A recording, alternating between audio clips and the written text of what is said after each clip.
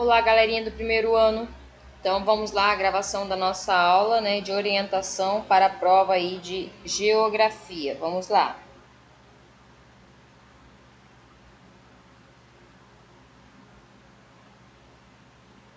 Essa é a nossa prova de geografia, né? Temos aí um mapa com algumas localizações, tá? Aí temos, né, uma projeção cartográfica, certo? Aí você vai assinalar a alternativa que apresente a correlação adequada entre os números do mapa e os nomes dos mares, tá? Então, na apostila de vocês, vocês têm esse mesmo mapa, como vocês vão poder usar o material, então vai ficar muito fácil. Se não tiver esse mesmo mapa, tem um outro mapa que tem, né, os mares. Então, mas eu acredito que esse mesmo mapa esteja na apostila de vocês. Então, vocês vão olhar a numeração e o mar ou oceano que corresponde a essa numeração e vão marcar a alternativa que a correlação esteja correta. Na 2, correntes marítimas podem ser comparadas a rios de água salgada, com temperatura diferente da massa de água oceânica por onde passam. Além disso, circulam noutra velocidade em razão com que as correntes tenham velocidade própria e sigam sempre uma direção regular e relativamente precisa. Os textos a seguir referem-se às quais correntes marítimas, né? Qual a localidade, né? Então, número 1, há na superfície oceânica uma corrente que transporta águas quentes e salinas para o nordeste do Atlântico. O calor que ela libera para a atmosfera aquece a Europa Ocidental, constituindo fundamental importância para o andamento do tempo naquele continente. Na costa pacífica sul-americana, observam-se países como Chile e Peru, que têm uma economia fortemente influenciada por intensa piscosidade.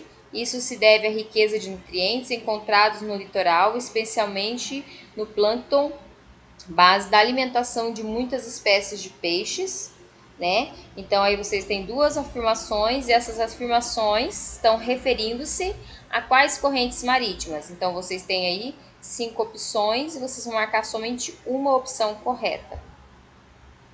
Aqui vocês vão ler, né, um textinho aqui, certo? Esse texto então, né, ele é de Jorge Gomes de Cravo Barros, certo? E ele está perguntando sobre as regiões aí, então, dos limites oceânicos, né?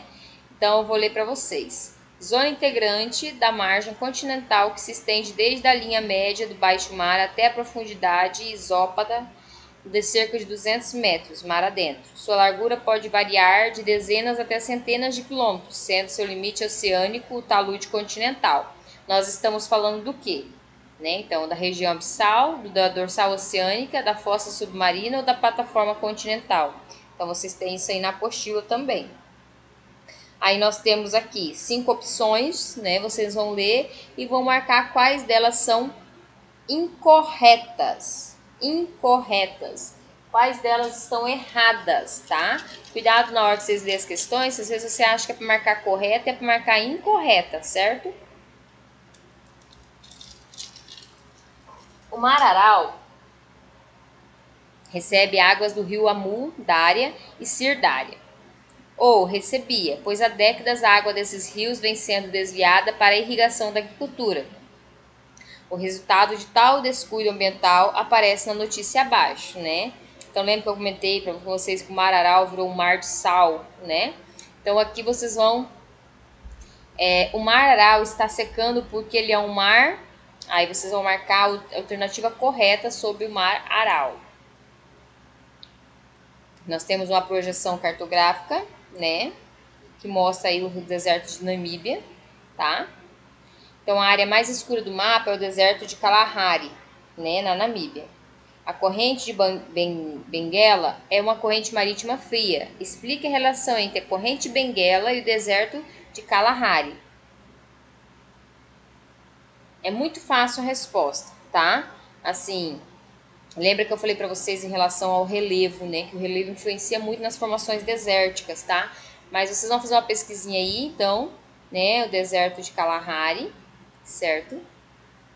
Né? Que fica aí na Namíbia, tá? Vocês vão falar qual é a correlação que existe, tá? Entre a corrente de Benguela. Vocês vão dizer para mim, né? Essa corrente ela é fria, ela é quente, porque ela influencia então na formação desértica desse deserto. A vasta rede hidrográfica é um elemento natural muito marcante na paisagem brasileira. As bacias hidrográficas no mapa 1, 2 e 3 são respectivamente, olha as regiões, então, ó, 1, 2 e 3. Quais são as bacias hidrográficas, né, pertencente a essas regiões? Tá? Começa pela número 1, tá? Pela ordem, certo? Número 1. Número 2, que pega, ó. E número 3. Então, tá muito fácil isso aí, muito fácil. Aí nós temos a hidrografia do Brasil, aí nós temos a bacia amazônica, um relacione bacia amazônica, bacia de São Francisco, bacia do Paraná e bacia do Tocantins, e vocês vão correlacionar cada bacia, né, dentro dos parênteses, o número correspondente da bacia. E depois vocês vão marcar aqui embaixo a alternativa correta, tá?